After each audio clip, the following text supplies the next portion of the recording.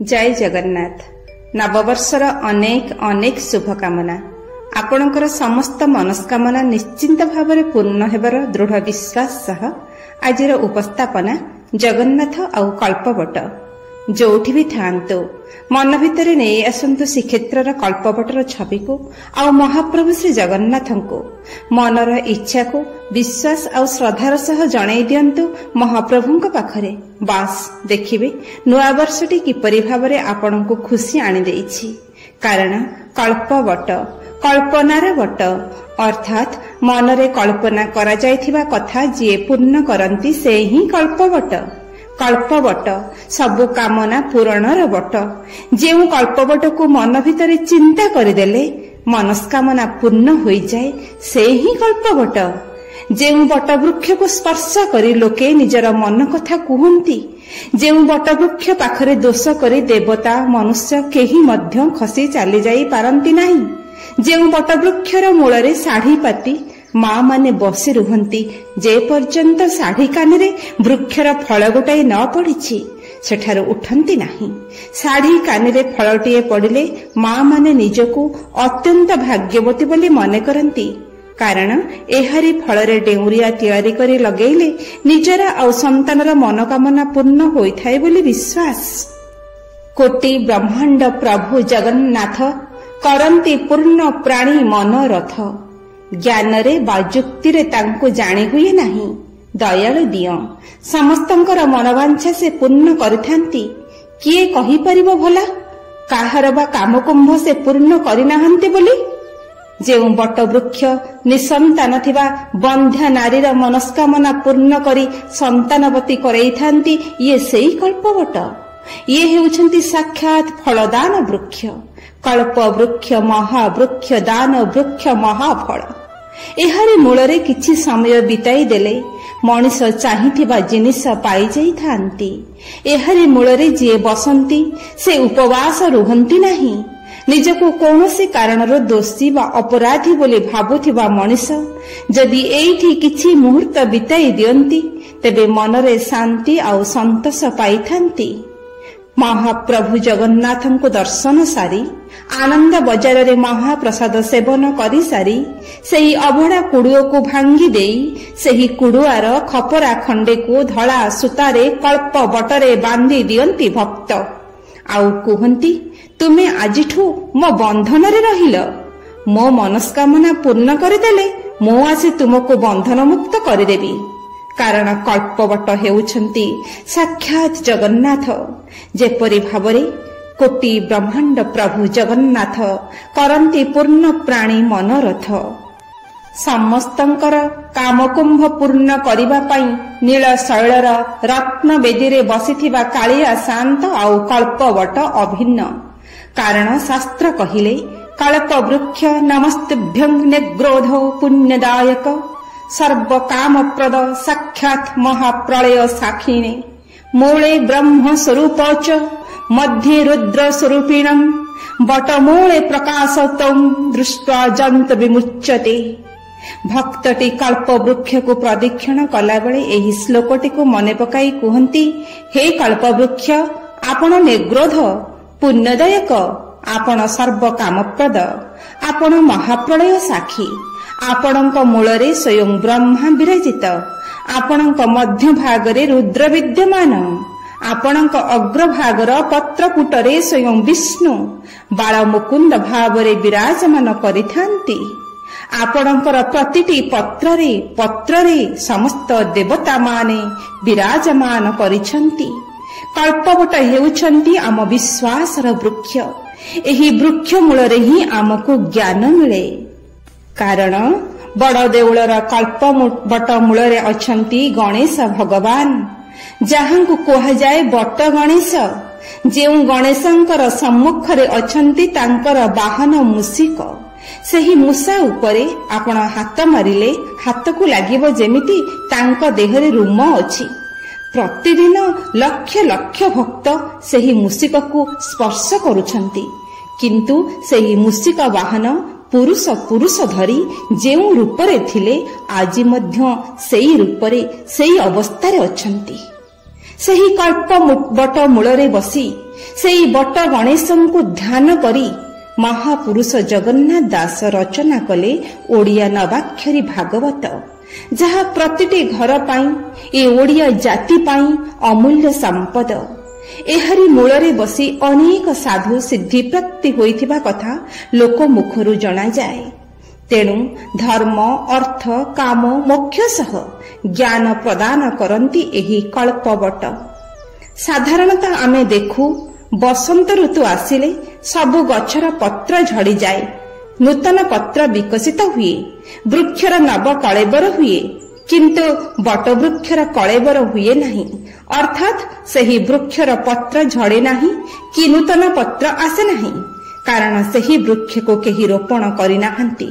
ସେହି କଳ୍ପବଟ ବୃକ୍ଷ ରୂପ ଧାରଣ କରିବାରେ କାକମାନଙ୍କର ମଧ୍ୟ କିଛି ଭୂମିକା ନାହିଁ। କଳ୍ପବଟ, କଳ୍ପ କଳ୍ପ ଧରି ଏହି ବଟ ରହିଥିବାରୁ ଏହାର ନାମ କଳ୍ପବଟ। କେଉଁ କାଳରୁ କେତେ କଳ୍ପ ଧରି ତାହା ଅଛି କେହି କହିପାରନ୍ତି ନାହିଁ। କଳ୍ପ ଅର୍ଥାତ୍ ସମୟ। ଗୋଟିଏ କଳ୍ପରେ 4ଟି ଯୁଗ ଆସିଥାନ୍ତି, ସତ୍ୟ, ତ୍ରେତୟା, ଦ୍ୱାପର, କଳି।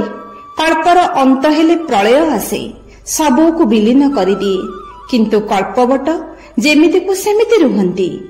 ସେହି ସମୟରେ ଏହି ବୃକ୍ଷର ପତ୍ରପୁଟରେ ଶ୍ରୀ ବିଷ୍ଣୁ ବାଳମୁକୁନ୍ଦ ରୂପ ଧାରଣ କରି ଶୟନ କରନ୍ତି, ଆଉ ସମସ୍ତ ଦେବତାମାନେ ଏହାର ଚାରିପଟେ ପ୍ରଦକ୍ଷିଣ କରନ୍ତି। ଏହାର ପ୍ରମାଣ ହେଉଛନ୍ତି ମାର୍କଣ୍ଡେୟ ମୁନି। ଥରେ ପ୍ରଳୟ ଆସିଛି, ସବୁକିଛି ପ୍ରଳୟ ଜଳରେ ବୁଡ଼ି ଯାଇଛି।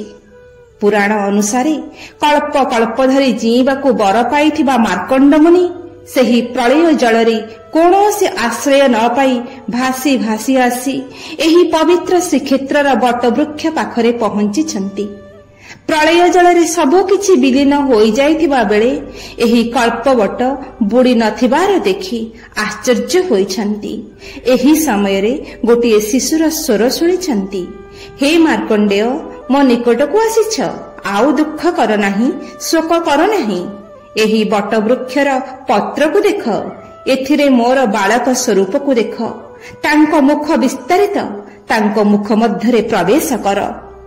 ମାର୍କଣ୍ଡେୟ ମୁନି ପ୍ରଭୁଙ୍କ ପ୍ରଶ୍ୱାସରେ ଆକର୍ଷିତ ହୋଇଯାଇଛନ୍ତି, ଆଉ ବଟପତ୍ରରେ ସାଇତ ସେହି ବାଳମୁକୁନ୍ଦଙ୍କର ମୁଖ ଗହ୍ୱରରେ ପ୍ରବେଶ କରିଛନ୍ତି। ଭଗବାନଙ୍କର ଉଦର ଭିତରେ ଦର୍ଶନ କରିଛନ୍ତି 14 ଭୁବନ, ସମଗ୍ର ବିଶ୍ୱ, ଦେବତା, ଗନ୍ଧର୍ବ, 10 ଦିଗପାଳ, କିନ୍ନର, ରାକ୍ଷସ, ଋଷି, ଦେବର୍ଷି, ନାନା ତୀର୍ଥ, ଶଶାଗରା, ପୃଥିବୀ ସବୁକିଛି। ପୁଣି ବାହାରି ଆସିଛନ୍ତି ତାଙ୍କ ମୁଖ ଭିତରୁ, ଆଉ ପ୍ରଭୁଙ୍କୁ ପ୍ରଣାମ କରି ତାଙ୍କରି ନିର୍ଦ୍ଦେଶରେ ସେହି ବଟ ବୃକ୍ଷର ବାୟବ୍ୟ କୋଣରେ ଏକ ଗର୍ତ୍ତ କରିଛନ୍ତି, ଯାହା ଆଜିର ମାର୍କଣ୍ଡେୟ ପୁଷ୍କରିଣୀ, ଯାହା ପଞ୍ଚତୀର୍ଥ ମଧ୍ୟରୁ ଅନ୍ୟତମ। ପ୍ରଳୟ ଜଳ ସେହି ଗର୍ତ୍ତ ମଧ୍ୟରେ ପ୍ରବେଶ କରିଛି। ସେହିଠାରେ ସେ ଅବସ୍ଥାନ କରି ଶିବଙ୍କୁ ଆରାଧନା କରିଛନ୍ତି। ଆଜି ମଧ୍ୟ ସେହି ମହାଦେବ ମାର୍କଣ୍ଡେୟ ମହାଦେବ ନାମରେ ପୂଜିତ, ଯିଏ ଶ୍ରୀକୃଷ୍ଣଙ୍କର ପଞ୍ଚ ସଖା ପଞ୍ଚ ପାଣ୍ଡବଙ୍କ ମଧ୍ୟରୁ ଜଣେ ବା ଅର୍ଜୁନ ବୋଲି କୁହାଯାଇଥାଏ। ତେଣୁ କଳ୍ପବଟ ଆଉ ଜଗନ୍ନାଥ ଏକ ଓ ଅଭିନ୍ନ, କାରଣ ଶ୍ରୀ ଜଗନ୍ନାଥ ହେଉଛନ୍ତି ଭକ୍ତାନାଂ କଳ୍ପବୃକ୍ଷ।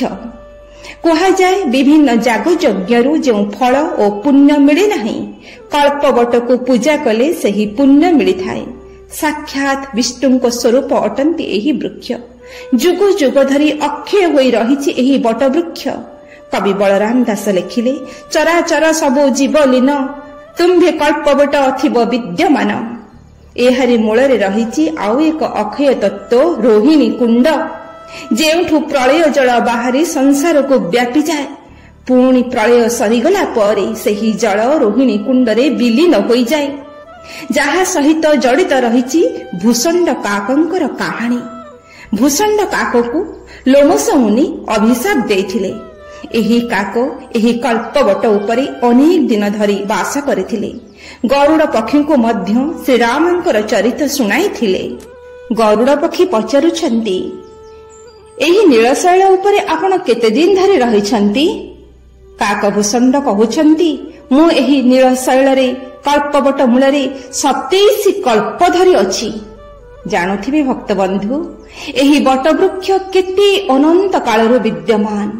ତେବେ ସେହି ଭୂଷଣ୍ଡ କାକ ବଟ ବୃକ୍ଷରୁ ଖସି ପଡ଼ନ୍ତି ରୋହିଣୀ କୁଣ୍ଡରେ, ଆଉ ହୋଇଯାଆନ୍ତି ଚତୁର୍ଭୁଜ ରୂପ, ଗମନ କରନ୍ତି ବିଷ୍ଣୁ ଲୋକ।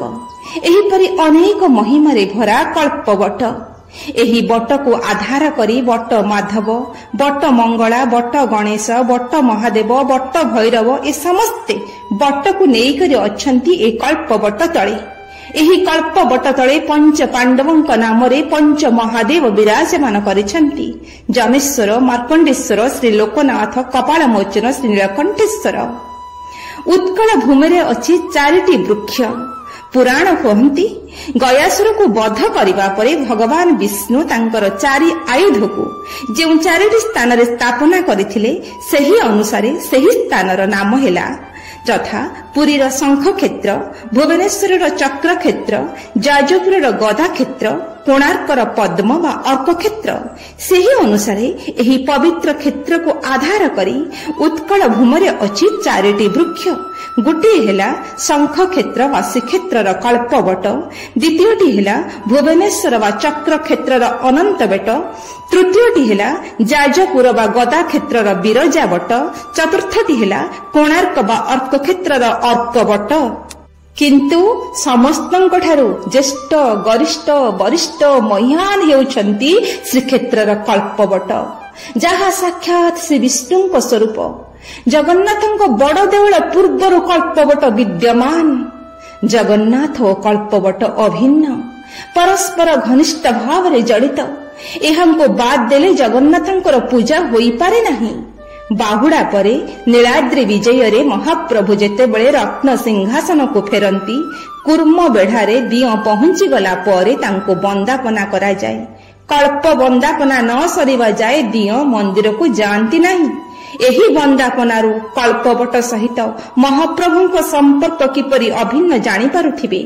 ହଁ ଭକ୍ତ ବନ୍ଧୁ, ଏହି କଳ୍ପବଟ ଆଉ ଜଗନ୍ନାଥ ଏମିତି ଅଭିନ୍ନ ହୋଇ ଯୁଗ ଯୁଗ ଧରି କଳ୍ପ କଳ୍ପ ଧରି ରହିଥିବେ ଆଉ ଭକ୍ତମାନଙ୍କର ମନବାଞ୍ଛା ପୂର୍ଣ୍ଣ କରୁଥିବେ। କିଏ ତାଙ୍କ ପାଖକୁ ଆସୁ କି ନ ଆସୁ, ଯିଏ ଯେଉଁଠି ଥାଇବି ଶ୍ରଦ୍ଧା ଆଉ ବିଶ୍ୱାସରେ କଳ୍ପବଟ ଆଉ ଜଗନ୍ନାଥଙ୍କୁ ସ୍ମରଣ କରିବେ, ତାଙ୍କର ପ୍ରତିଟି ମନସ୍କାମନା ନିଶ୍ଚିନ୍ତ ଭାବରେ ପୂର୍ଣ୍ଣ ହେବ। ଧର୍ମ, ଅର୍ଥ, କାମ, ମୋକ୍ଷ ଯାହା ଚାହାନ୍ତି ସବୁ ପାଇବେ। ଜୟ କଳ୍ପବଟ, ଜୟ ଜଗନ୍ନାଥ।